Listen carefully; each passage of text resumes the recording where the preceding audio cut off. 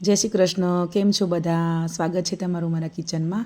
આજે ઘરે 2 દિવસથી પાણીનો પ્રોબ્લેમ છે, તો કંઈ શું બનાવવું એનો કોઈ જ ખ્યાલ નથી, કંઈ વિચાર્યું નથી. તો આજે સવારમાં ભૂખ લાગી હતી, તો બહારથી રેડીમેડ ખમણ લાવી દીધા અને વઘારવાનો વિચાર કરી દીધો. તો મેં અહીંયા પેન ગરમ કરવા મૂકી દીધું છે, તેલ એડ કર્યું છે. હવે ખમણ કટ કરી લઈશું. આપણા ખમણ કટ થઈ જાય એટલે સરસ મજાનો વઘાર કરીશું. જો આપણા ખમણ કટ થઈ ગયા છે. હવે આપણે આમાં રાઈ એડ કરીશું. રાઈ એડ થઈ જાય એટલે થોડી હિંગ એડ કરીશું.